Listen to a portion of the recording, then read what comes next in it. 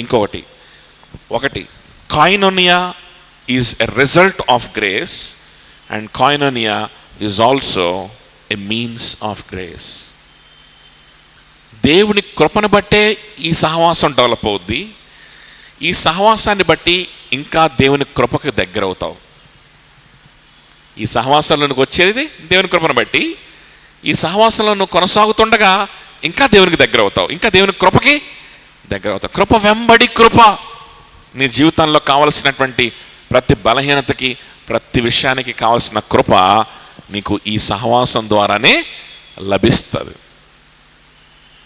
ఏ విధంగా this is a means of grace, ఏ విధంగా ఇది కృపకు మాధ్యమంగా ఉంటుంది ఈ సహవాసం అంటే, ఒక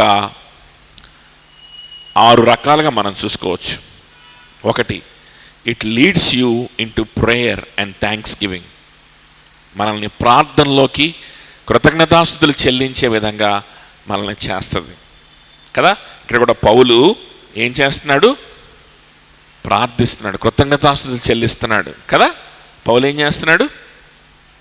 మొదటి దినం సువార్త విషయంలో రూఢిగా నమ్ముచున్నాను కనుక మీ అందరి నిమిత్తము నేను చేయు ప్రార్థనల్లో ఎల్లప్పుడూ సంతోషంతో ప్రార్థించుచు నేను మిమ్మల్ని జ్ఞాపకం చేసుకున్నప్పుడల్లా నా దేవునికి కృతజ్ఞతాస్తుతులు చెల్లించుచున్నాను. చూసారా, పౌలుకు తోటి విశ్వాసులకు మధ్యలో ఉన్నటువంటి ఆ బంధం, ఆ ఫెలోషిప్ పౌలు చేత ఏం చేస్తుంది? కృతజ్ఞతాస్తుతులు చెల్లించేలాగా చేస్తుంది. సంతోషముతో అంటున్నాడు. చూడండి, it's a book of Joy అనుకున్నాం కదా. సంతోషాన్ని గురించి చెప్పేటువంటి పుస్తకం అనుకున్నాం కదా. సంతోషం ఎప్పుడు వస్తుంది? నీకు కొంతమంది సహోదరులు ఉంటే వస్తుంది. సంతోషం ఎప్పుడు వస్తుంది? ఆ సహోదరులతో కలిసి నీ సొంత ఫిలాసఫీలు కల్తీ చేయకుండా, ఆ సహోదరులతో కలిసి వాళ్ళు ఏ విధంగా నిర్ణయాలు తీసుకుంటున్నారో అబ్జర్వ్ చేసుకుంటూ, వాళ్ళు ఏ విధంగా జీవిస్తున్నారో ఆలోచిస్తూ, వాళ్ళు ఏ విధంగా నిర్ణయాలు తీసుకుంటున్నారో ఆలోచిస్తూ, నిజంగా రక్షింపబడినటువంటి సహోదరులు, ప్రభువులు ఎదుగుతున్నటువంటి సహోదరులు ఏ విధంగా వారి వివాహ విషయంలో, వారి యొక్క జీవన విధానం విషయంలో, వారు టైం స్పెండ్ చేసే విషయంలో, స్త్రీలైతే స్త్రీలు, పురుషులైతే పురుషులు ఏ విధంగా వారు జీవితాన్ని డిజైన్ చేసుకుంటున్నారో గమనించి, వాళ్ళు ఎందుకు ఆ విధంగా డిజైన్ చేసుకుంటున్నారు, కారణం ఏంటి, యేసయ్యతో ఉండడానికి, గాస్పల్ సెంటర్డ్గా ఉండడానికి, సువార్తనే ధ్యానించడానికి, సువార్త విషయంలో సిగ్గుపడకుండా పౌలుతో కలిసి ఏకీభవించడానికి. వాళ్ళు ఆ విధంగా ఉన్నారా? నేను కూడా అలానే ఉంటా అనేటువంటి పార్ట్నర్షిప్, సువార్త విషయమై పార్ట్నర్షిప్ కనుక నీకుంటే, అలాంటి సహోదరులు, అలాంటి సంఘము, అలాంటి పార్ట్నర్షిప్, అలాంటి సువార్త నీకుంటే, అప్పుడు వాళ్ళ గురించి నువ్వు విజ్ఞాపన చేస్తావు, అప్పుడు వాళ్ళ గురించి నువ్వు కృతజ్ఞతాస్తుతులు చెల్లిస్తావు. వాళ్ళ గురించి కృతజ్ఞతాస్తుతులు చెల్లించినప్పుడు చచ్చినట్టుగా ఏమొస్తుంది? సంతోషం వస్తుంది. లేకపోతే గాడిద మొహమే, లేకపోతే గాడిద మొహాలే. ఎవడన్నా ఏదన్నా అనగానే గాడిద మొహం, ఎవడన్నా ఏదన్నా చెప్పంగానే గాడిద మొహం, ఏదైనా ఇబ్బంది రాగానే గాడిద మొహం, డబ్బులు జానపోతే గాడిద మొహం.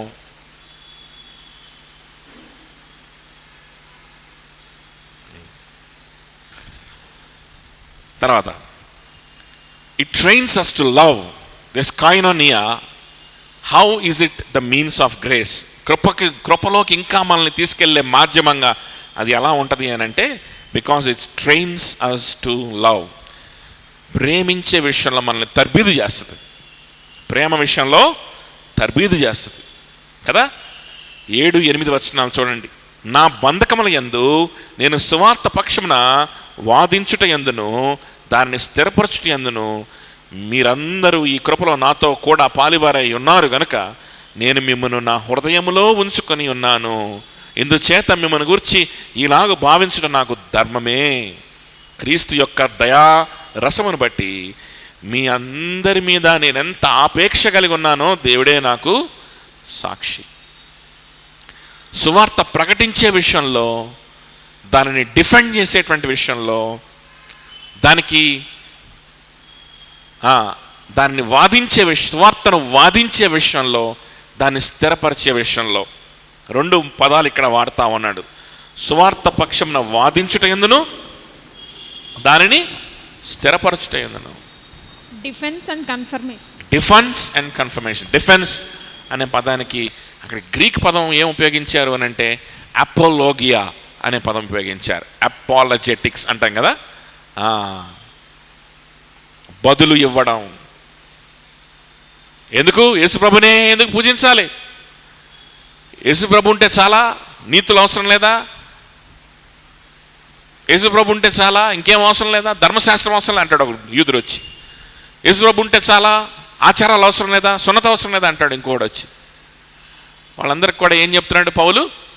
రీజన్ చెప్తున్నాడు. వాళ్ళందరికీ బదులు చెప్తున్నాడు. అవసరం లేదు, ఎందుకంటే యేసుక్రీస్తులోనే మనకి నీతి ఉంది. అవసరం లేదు, ఎందుకంటే యేసుక్రీస్తే మన రక్షణ. దీన్ని ప్రీ సపోజిటరీ అపాలజెటిక్స్ అంటారు. ప్రీ సపోజిషనల్ అపాలజెటిక్స్ అంటారు. అంటే కొన్ని ప్రీ సపోజిషన్స్, బైబిల్ మనకి ఇచ్చేటువంటి ప్రీ సపోజిషన్స్ మీద నిలబడి మనం వాదిస్తాం. వాడిని ఎట్లాగైనా కన్విన్స్ చేయాలని వాదించాం. అదేంటి? యేసుప్రభులో ఉంటేనేనా యేసుప్రభు గురించే ధ్యానించాలా? మంచి పనులు చేయడం గురించి, సమాజానికి ఉపయోగపడడం గురించి ఎందుకు ధ్యానించకూడదు? దాని గురించి కూడా మనం మాట్లాడుకోవచ్చు కదా. ఎప్పుడు యేసుప్రభు అంటావు అన్నాడు అనుకో, అప్పుడు మనం వాడిని నమ్మించడానికి యేసుప్రభు ముఖ్యమయ్యా, యేసుప్రభు ఉంటేనే మనం యేసుప్రభు గురించి మాట్లాడుకున్నప్పుడు మనం గొప్ప కార్యాలు చేయగలుగుతాం. గొప్ప కార్యాలు చేసినప్పుడు అప్పుడు మనకు ఆటోమేటిక్గా పేరు వస్తుంది అని చెప్పామనుకో. నేను చెప్పింది అదేగా, ఆ మధ్యలో యేసుప్రభుని తీసేసి మంచి కార్యాలు చేయడం గురించి బోధించవచ్చుగా అంటాడు వాడు. సో అఫ్కోర్స్ ప్రభులో ఉంటే అన్నీ చేయొచ్చు అనేటువంటి మాటని మనం యూజ్ చేస్తాం. ఎందుకనంటే ప్రభులో ఉంటే ఏం చేయలేమేమో అనేటువంటి భ్రమలో ఎవరు ఉండకుండా, ప్రభుల్లో ఉన్న వ్యక్తులే గొప్ప కార్యాలు చేశారు చరిత్రలో అని చెప్పడం కోసం కొన్ని విషయాలు మనం మాట్లాడతాం. కానీ ప్రీ సపోజిషనల్ అపాలజెటిక్స్ అంటే ఎలా ఉంటుంది అని అంటే, యేసుక్రీస్తే నీ నీతి అంతే, బైబిల్ చెప్తుంది అంతే, అది నమ్మి తీరాలి అనే ప్రీ సపోజిషన్ మీద నిలబడి వాడికి బదులిస్తాం. మంచి కార్యాలు చేయడం గురించి మాట్లాడవచ్చు కదంటే, మంచి కార్యాలు చేస్తే ఏమొస్తుంది నీకు? మనుషుల నుంచి మెప్పు వస్తుంది. మంచి కార్యాలు చేస్తే ఏమొస్తుంది నీకు? ఈరోజు అన్నం పెడతావు, రేపొద్దున ఇంకొక నెల్లి నీ హృదయంలో వాడిని నరహత్య చేస్తావు. ఒక వ్యక్తికి మీద జాలిపడి ఆ వ్యక్తిని చదివిస్తావు, ఇంకొక వ్యక్తి దగ్గరికి వెళ్ళి వ్యభిచారం చేస్తావు. నువ్వు నీతిమంతుడు ఎట్లాగవుతావు? నువ్వు పరలోకానికి ఎలాగ వెళ్తావు? నువ్వు చేసేటువంటి నీతి క్రియల వలన పరలోకానికి వెళ్తావా? యేసుక్రీస్తు ద్వారా నువ్వు పరలోకానికి వెళ్ళేది, ఆయనతో కలిసి బ్రతికితేనే నువ్వు పరలోకానికి వెళ్ళేది. ఆయనలోనే నీతి ఉంది, నీలో నీతి లేదు. నువ్వు ఏ క్రియ చేసినా అందులో ఆ నీతి సరిపోదు అని చెప్తావు. That is apologetics. అది అపాలజీ. అంతేగాని రజనీకాంత్ అట్ట అన్నాడు, కమల్ హాసన్ ఎట్లాగా అన్నాడు, శిలాపలకాలు దొరికినాయి, ఎముకలు దొరికినాయి, డైనోసార్లు, వీటి గురించి వాటి గురించి చెప్పడం కాదు. ఖురాన్లో ఎట్లాగుంది, భగవద్గీతలో ఎట్లాగుంది అని చెప్పడం కాదు అపాలజెటిక్స్ అంటే. ఇది అపాలజెటిక్స్ అంటే. ఆ పదం అక్కడ ఉపయోగించబడింది. ఈరోజు అపాలజెటిక్స్ అంటే చాలా ఎంటర్టైనింగ్గా ఉంటాయి అపాలజిస్టులు మాట్లాడే మాటలు. కానీ పౌలు కూడా అపాలజిస్టే, కానీ ఆయన మాట్లాడిన మాటలకి ఎవరు ఎంటర్టైన్ కాల, తీసుకెళ్ళి జైల్లో వేస్తాం వచ్చేవాళ్ళు. ఎవరు కన్విన్స్ కాల, తీసపై చంపుదామని చూస్తూ ఉండేవాళ్ళు.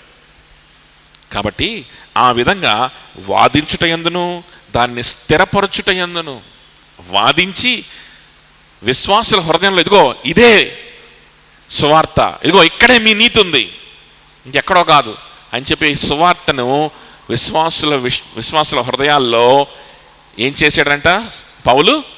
స్థిరపరిచాడంట. ఇంకా వేరే వాడు వచ్చి దాన్ని డిస్టర్బ్ చేయకుండా స్థిరంగా విశ్వాసుల హృదయాలు దాన్ని ఏం చేశాడు? నాటి పారేశాడు. ఇంకెంత పేదరికం వచ్చినా, ఎంత ఇబ్బందులు వచ్చినా, ఎంత అవమానం వచ్చినా బాధపడతారు, కానీ ఈ సువార్త మీద మాత్రం డౌట్ రాదు. అంత గట్టిగా వేసేసాడు పునాది. స్థిరపరిచి పారేశాడు. సో సువార్తను వాదించి స్థిరపరిచాడు. ఈ పనిలో అంట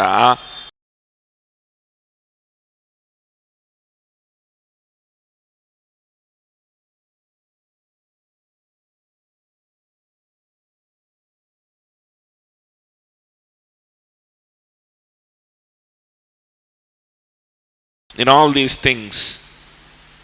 కాబట్టి 8వ వచనంలో ఏం చెప్తున్నాడంటే, క్రీస్తు యేసు యొక్క దయారసను బట్టి మీ అందరి మీద నేను ఎంత ఆపేక్ష కలిగి ఉన్నాను, దేవుడే నాకు సాక్షి. ఎంత ఆపేక్ష కలిగి ఉన్నాను. ఒకరి పట్ల ఒకరికి ఆపేక్ష ఎలా కలుగుతుంది? సహోదరుని ఎలా ప్రేమిస్తాం? కలిసి పనిచేస్తేనే ప్రేమిస్తాం. సహోదరుని ఎలా ప్రేమిస్తావు తెలుసా? కలిసి పని చేస్తేనే, ఆ భారాన్ని పంచుకుంటేనే, ఆ కృపను పంచుకుంటేనే సహోదరు పట్ల ప్రేమ కలిగేది. నీతో కలిసి పనిచేస్తున్నటువంటి, నీతో కలిసి అదే భావజాలం కలిగి, అదే యేసుక్రీస్తు అనేటువంటి గురి కలిగి, ఆ యేసయ్య కోసమే తన జీవితాన్ని మలుచుకుంటూ కొన్ని నిర్ణయాలు తీసుకుంటూ నీతో కలిసి ప్రయాసపడుతున్నటువంటి వ్యక్తిని చూసినప్పుడు ప్రేమ పొంగుకొని వస్తుంది. అటువంటి వ్యక్తుల దగ్గర నుంచి ఒక్క వారం కూడా దూరంగా ఉండాలనిపించదు. అటువంటి వ్యక్తులు, అది సహోదర ప్రేమ. ఒకే కృపలో పాలిభాగస్తులై ఒకే విధంగా నిర్ణయాలు తీసుకుంటూ ఒకే పని మీద ఒకే వ్యక్తి కోసం, యేసయ్య కోసం ప్రయాసపడితే అప్పుడు సహోదర ప్రేమ అంటే ఏంటో నీకు తెలుస్తుంది. ఈ ప్రయాస లేకుండా సహోదర ప్రేమ ఎలా తెలుస్తుంది? తెలియదు. యేసయ్య కోసం నువ్వు ప్రయాసపడకపోతే, ఆయన కోసం నువ్వు నిర్ణయాలు తీసుకోకపోతే, నువ్వు సహోదరులకి నీ ఆస్తిని పంచిపెట్టచ్చు, సంఘంలో ఉన్న వాళ్ళందరికీ భోజనాలు పెట్టచ్చు, నీ డబ్బులు ఇవ్వచ్చు, నువ్వు ఏమైనా చేయొచ్చు. అంత ఫేకే. నువ్వు ఎంత త్యాగం చేసినా కూడా ఫేక్ అవడానికి అవకాశం ఉంది. Unless you work with each other, you toil along with each other, sharing the same grace. ఒకే కృపను పంచుకుంటూ ఒకరితో కలిసి ఒకరు కష్టపడడానికి, ఒకరు కష్టపడుతున్నప్పుడు వారితో కలిసి పాలిభాగస్తులై నువ్వు కూడా కష్టపడడానికి, ఒకరు ప్రయాసపడతా ఉన్నప్పుడు వారిని చూసి నేను సిగ్గుపడాలి. నా సహోదరులు కష్టపడతా ఉన్నప్పుడు నేనేం చేస్తున్నాను? నా సహోదరులు సువార్త విషయమై ఇబ్బందులు పాలవుతా ఉన్నప్పుడు, సువార్త విషయం కొన్ని నిర్ణయాలు తీసుకొని ముందుకెళ్తా ఉన్నప్పుడు నేనేం చేస్తున్నాను? నా సొంత బాధల గురించి, నా సొంత ఇబ్బందుల గురించి ఆలోచించుకుంటా కూర్చుంటున్నాను. సిగ్గుండాలి అనుకొని కలిసి పరిచయం చేయడానికి, కలిసి ప్రయాసపడడానికి పాలిభాగస్తులైతే అప్పుడు తెలుస్తుంది సహోదర ప్రేమ ఎంత గొప్పగా పనిచేస్తుందో, ఆ బంధము ఎంత పటిష్టంగా ఉంటుందో అప్పుడు అర్థమవుతుంది. జీవితంలో ఎప్పటికీ కూడా అటువంటి సహోదరులు విడిపోరు, ఎటువంటి మనస్పర్ధలు రావు. కలిసి ప్రయాసపడినటువంటి వ్యక్తులు చూడండి. In that way this fellowship is a means of grace. ఎలాగా? ప్రేమ విషయంలో తర్బీదు చేయడం ద్వారా. ఇంకో విధంగా ఇది మనకి కృపనే ఎలా ఇస్తుంది అని అంటే, fellowship it will teach us to complement each other. ఒకరినొకరు మనం కాంప్లిమెంట్ చేసుకోవడానికి, ఒకరి ఇబ్బందుల్లో మరొకరు చురుకుగా పనిచేసి అక్కడ అవసరాన్ని తీర్చేటువంటి విషయంలో మనల్ని ఏం చేస్తుందంటే ఈ ఫెలోషిప్ మనల్ని ట్రైనింగ్ చేస్తుంది మనకి కదా. అందుకని 7వ వచనంలోనే మనం చూస్తే కనుక పౌలు ఏమంటున్నాడు? నా బంధకముల యందు నేను సువార్త పక్షమున వాదించుటందును దాన్ని స్థిరపరచుటందును. నా బంధకములలో కూడా నేను బంధకాల్లో ఉన్నప్పుడు నాకు ఏ లోటు నాకుందో మీరే గమనించి, నేను ఎవరు అడగకుండానే మీరు స్పందించి నన్ను ఆదరించారు. నాకు సపోర్ట్ చేశారు. సువార్త విషయంలో నేను వాదిస్తున్నప్పుడు నేను అడగకుండానే మీరు వచ్చి సహాయపడ్డారు. ఈ సువార్తను విశ్వాసుల హృదయాల్లో స్థిరపరచడానికి నేను ప్రయాసపడుతున్నప్పుడు నేను అడగకుండానే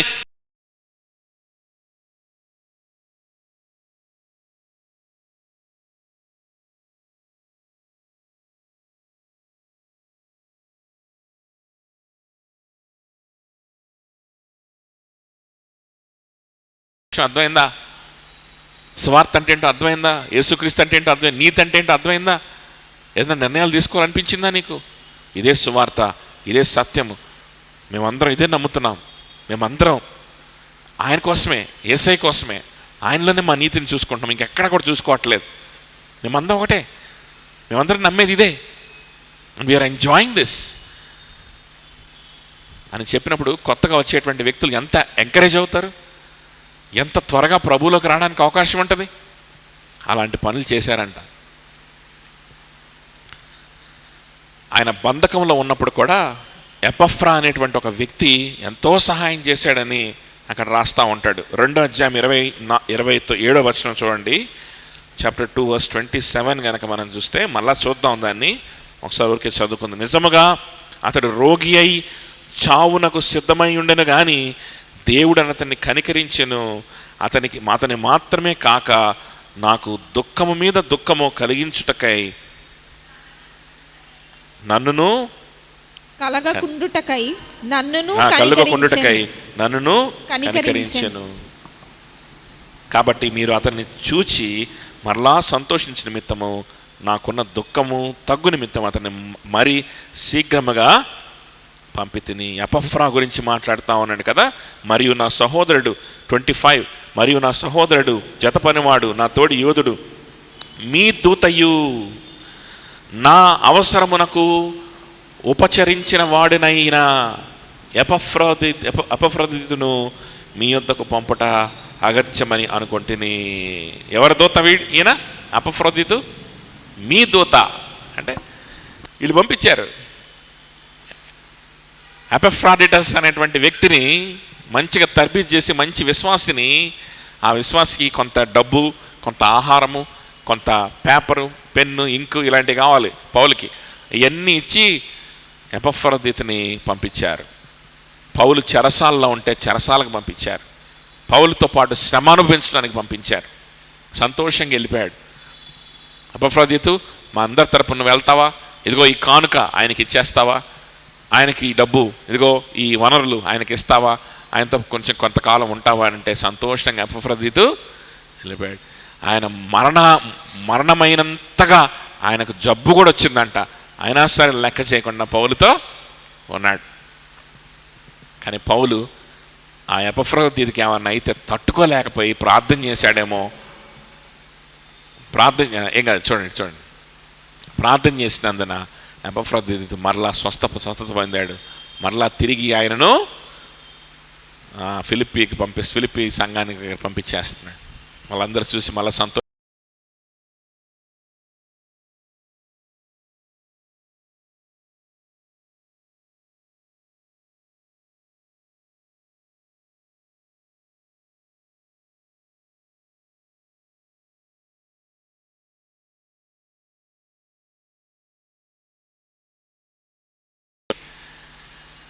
రూల్స్ లేవు, గాడిద గుడ్డు లేదు. నా ఇష్టం వచ్చింది నేను చేస్తా, నీ ఇష్టం వచ్చింది నువ్వు చేయి. అది ఎగాలిటేరియనిజం. కాంప్లిమెంటరిజం అంటే ఏంటి? నిర్దిష్టమైన రోల్స్ ఉంటే ఆ రోల్స్ని, నా రోల్ నువ్వు ప్లే చేయి, నేను ప్లే చేస్తాను, నీ రోల్ నువ్వు ప్లే చేయి. That is complementarianism. అది కూడా కాదు బైబిల్లో ఉన్న complementarianism. This is competent complementarianism. అంటే ఏంటి? నాకు ఒక రోల్ ఉంది, నీకు ఒక రోల్ ఉంది, కానీ నువ్వు ఎక్కడ బలహీనుడు అయిపోతే అక్కడికి మరలా నేను వచ్చి దాన్ని సంపూర్ణం చేస్తాను. నువ్వు అడగకుండానే నా పని నాకుంది, నేను ఇదే చేస్తానని భీష్మించుకొని కూర్చోను. ఎక్కడ కొరత కనిపిస్తే అక్కడికి నేను వచ్చి పని చేస్తాను. That is competent complementarianism. క్రైస్తవ కుటుంబాల్లో అయినా క్రైస్తవ సంఘంలో అయినా సరే ఉండవలసింది. చూడండి, కాబట్టి అంటే దేవుడు ఇచ్చినటువంటి బౌండరీస్లో నేను చేయగలిగింది నేను చేస్తాను. ఎక్కడ కొరత ఉందో అక్కడ చూసుకొని దేవుడిచ్చిన బౌండరీస్లో ప్రభువుకు దూరం అయిపోకుండా, అది మెయిన్ కదా, ప్రభువుకు దూరం అవ్వకుండా ఆయనకి దగ్గర అవ్వడానికి, కుటుంబాన్ని ఆయనకి దగ్గర చేయడానికి, సంఘాన్ని ఆయనకి దగ్గర చేయడానికి. ఎక్కడ కొరత ఉందో చూసి ఆ కొరతని తీర్చడానికి నేను అక్కడికి వెళ్ళిపోతాను. ఆ విధంగా కాంప్లిమెంటేరిజంని నేర్పిస్తుంది. ఆ విధంగా కృపకు మాధ్యమంగా ఉంటుంది ఈ సహవాసం, కాయినోనియా. ఇంకొకటి నెక్స్ట్ థింగ్ ఏంటంటే, it is a means of grace because it helps us to proclaim the gospel. సువార్త ప్రకటించడానికి మనకు అవకాశాలను ఇస్తుంది. సువార్త ప్రకటించడానికి మనకు అవకాశాలను ఇస్తుంది. నీ ఎదురుగానే సువార్త అవసరమైనటువంటి ఒక వ్యక్తి ఉండొచ్చు. లేదు అని అంటే సువార్తలో ఇంకా బలపడినటువంటి, లేకపోతే ఆ నిర్ణయాల్లో తప్పిపోవట్లేదు కానీ మనుషుల మాటల వల్ల డిస్టర్బ్ అవుతేటువంటి ఒక వీక్ బ్రదర్ ఉండొచ్చు. ఆ వీక్ బ్రదర్కి నువ్వేం చేస్తావు? వెళ్ళి సువార్తను మరలా బోధించి నీ జీవితాన్ని చూపించి ఆ వ్యక్తిని నువ్వు బలపరుస్తావు. అసలు దేవునే తెలియనటువంటి వ్యక్తికి ఒక పౌలు లాంటి వ్యక్తి, లేకపోతే ఎవరో ఒక మిషనరీగా వెళ్ళాడు, సువార్త పని చేస్తా ఉన్నారు, వాళ్ళకి సహకరిస్తావు. అయితే నువ్వే వెళ్తావు, సంఘం ద్వారా పంపించబడతావు. నీకు వేరే వాళ్ళు ప్రార్థన సహకారం ఇస్తూ ఉంటారు సంఘం నుంచి. ఇదంతా ఎక్కడ సాధ్యమవుతుంది? ఈ అవకాశాలన్నీ ఎక్కడ దొరుకుతాయి? స్థానిక సంఘంలోనే దొరుకుతాయి, సహవాసంలోనే దొరుకుతాయి. కాయినోనియా, సహవాసం. It is a means of grace because it gives you opportunity to proclaim the gospel, to handle the gospel. ఇంకొకటి, koinonia helps us to be separated from the world. లోకము నుంచి మనల్ని వేరుపరచడానికి అది సహాయం చేస్తుంది. ఈ పనులన్నిట్లో మనం ఉన్నప్పుడు, ఇలా సహోదరులతో మనం కలిసి ఉంటా ఉన్నప్పుడు, వాళ్ళతో అంటు కట్టబడి యేసయ్య కోసం బ్రతుకుతా ఉన్నప్పుడు, లోకము మన జోలికి ఎలా వస్తుంది చెప్పండి? లోకం యొక్క ఇన్ఫ్లుయెన్స్ ఇంకుంటుందా మన మీద? ఉండదు. ఆటోమేటిక్గా లోకం నుంచి మనం ఏం చేయబడతామంటే వేరు చేయబడతాం. అందుకనే 2 కొరింథీయులకు రాసిన పత్రిక 6:14 చూడండి. 2 Corinthians 6:14లో కనుక మనం చూస్తే,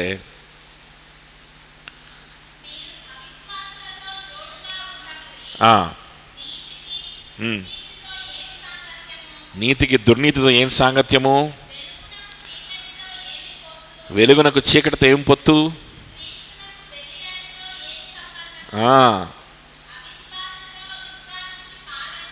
అవిశ్వాసులతో విశ్వాసకి. చూసారా?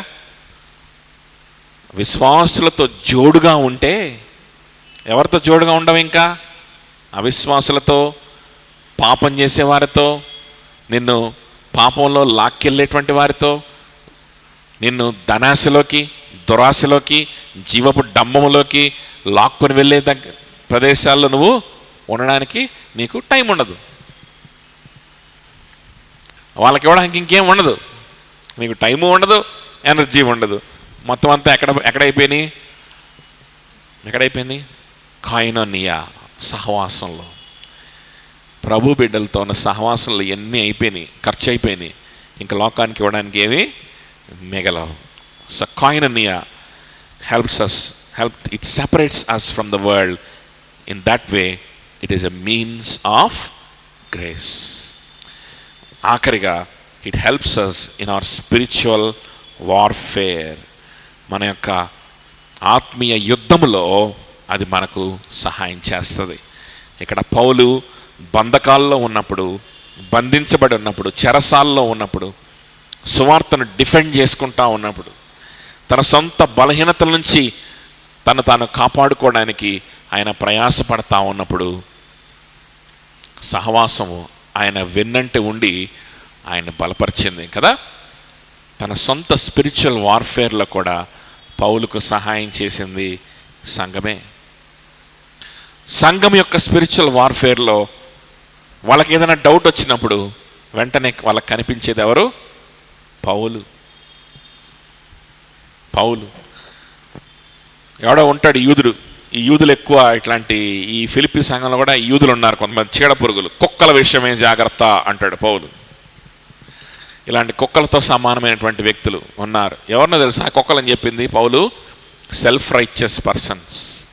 వీళ్ళు చిన్నగా వస్తారు లోపలికి వచ్చి, వీళ్ళు విశ్వాసుల దగ్గరికి వెళ్ళి ఇవన్నీ అవసరం లేదు, ఎప్పుడు యేసుక్రీస్తే కాదు, ఇంకా చాలా ఉన్నాయి నేర్చుకోవాల్సినవి, ఇంకా చేయాల్సిన ఆచారాలు ఉన్నాయి, పరిశుద్ధంగా ఉండాలి, ఆ పని చేయాలి, ఈ పని చేయాలి అని చెప్తాడు. ఏం ఉపయోగం చెప్పు? నువ్వేం పెద్ద పరిశుద్ధుడు అయిపోయావా? ఇంకా పెద్ద పరిశుద్ధుడు అవనే అవ్వలేదు, అప్పుడే నీకు శ్రమలు వస్తున్నాయి. ఆ పౌలు చూడు, చెరసాలలో పడ్డాడు, పెద్ద పరిశుద్ధుడు అయిపోయాడా? ఏ పాపము లేని దేవుడిలాగా అయిపోయాడా? అంత శ్రమ పడాల్సిన అవసరమే ఉంది? ఆ పౌరులాగా మేము ఎప్పుడో చిన్నప్పటి నుంచి బతుకుతున్నాం పౌరులాగానే. మేము కూడా మేమేమన్నా వ్యభిచారాలు చేస్తున్నామా? మేమేమన్నా దొంగతనాలు చేస్తున్నామా? మేమేమన్నా హత్యలు చేస్తున్నామా? మేము కూడా పౌరులాగానే ఉన్నాం పరిశుద్ధులుగా. మరి మేము మమ్మల్ని జైల్లో పెట్టలేదే, ఆయన ఎందుకు పెడుతున్నారు జైల్లో ఓవర్క తీసుకుపోయి? కాబట్టి ఎన్ని అవసరం లేదు, యేసుప్రభు అనమాకండి ఊరక. మన మతం ఉంది, మనకు ఒక ఆచారం ఉంది, ఆ ఆచారాలు చేసుకోండి చాలు, మీ ఉద్యోగాలు మీరు చేసుకోండి, కామ్గా ఉండండి. యేసుప్రభువుని ప్రకటిస్తా, ఆయనే దేవుడు అని చెప్తా, ఆయనలో తప్ప ఇంక దేంట్లో నీతి లేదని చెప్తాను, అది ప్రకటించుకుంటా పోతాను అని అంటే అదిగో అట్ట జరుగుద్ది అని చెప్పేటువంటి చీడ పురుగులు ఉన్నారు. చీడ పురుగులు ఎవరు? కుక్కల విషయమై కుక్కలు త్రోవలో వెళ్ళే వాళ్ళ యాత్రని ఆటంకపరుస్తాయి కుక్కలు. ఆ రోజుల్లో యాత్ర చేసుకుంటా వెళ్తాడు, ఒక గుంపు వచ్చేసి అడ్డపడిపోతాయి అన్నమాట. ఆ యాత్ర వాడు వెళ్ళలేడు, అవి అరుచుకుంటూ ఉంటాయి.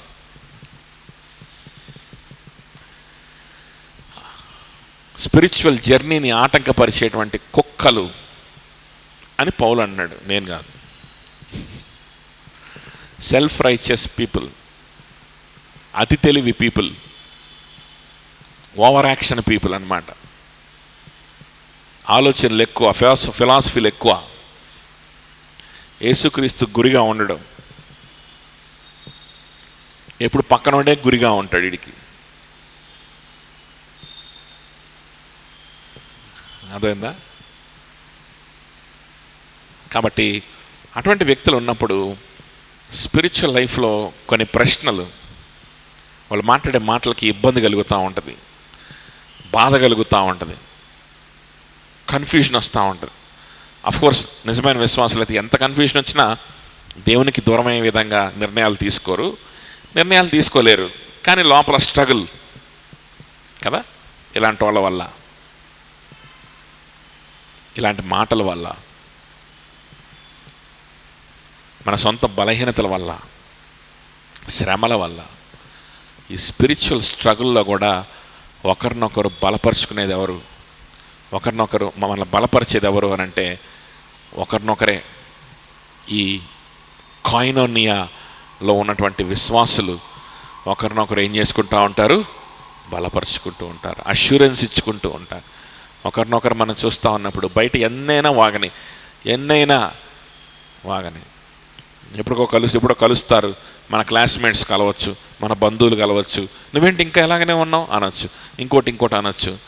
వాడు వాగినంతసేపు ఏంద్రా ఏమన్నా తప్పు చేశానా, అనవసరంగా ఏమన్నా కోల్పోయానా, నేను డబ్బులు కోల్పోతున్నానా అనొచ్చు. ఎన్నైనా రాని, నేను ఒక సంఘానికి సంబంధించిన, మళ్ళీ ఆదివారం రావాల్సిన అంత దూరం కూడా అవసరంలా. ఆడి మాటలన్నీ వినిన తర్వాత వాడి దగ్గర నుంచి బయటకు వచ్చేటప్పుడు నేను ఎవరిని? ఐఎమ్ ఏ మెంబర్ ఆఫ్ కేర్ పారవల్ చర్చ్ గురించి గొప్పగా చెప్పడానికి కాదు నేను పేరు వాడింది, స్థానిక సంఘం అనే కాన్సెప్ట్ మీకు అర్థం అవ్వాలని వాడా.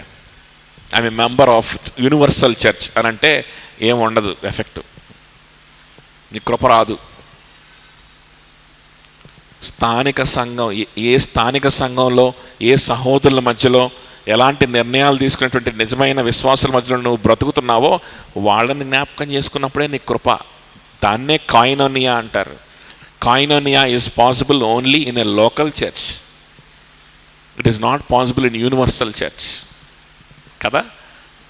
కామన్ సెన్స్ ఏంటది? ఇంగిత జ్ఞానం. నా సహోదరులు ఎవరు, నేనెవరు, వీళ్ళు ఇలానే వాగుతారు, నేను బ్రతికేది ప్రభు కోసం, నా తోటి సహోదరులు బ్రతుకుతున్న ప్రభు కోసం. నాకు ప్రభు నా జీవితంలో ఈ సత్క్రియను ఆరంభించాడు, దీని అంతం వరకు కొనసాగిస్తాడు, నేనేం చేయలేను. కాబట్టి వీళ్ళ దగ్గరికి వెళ్తే ఇలాంటి మైండ్ పాడైపోద్ది అనుకుంటే ఇలాంటి వాళ్ళ దగ్గర పోకుండా అవాయిడ్ చేద్దాం అనుకొని ప్రశాంతంగా దులుపుకొని ఇంటికి వెళ్తాం. అదేనా చూసారా? Spiritual fellowship among brothers, it is a means of grace. అది ఇవ్వబడింది కృప ద్వారా. మరలా అది మనల్ని ఎందులోకి నడిపిస్తుంది? కృపలోనికే నడిపిస్తుంది. ప్రార్థన చేసుకుందాం.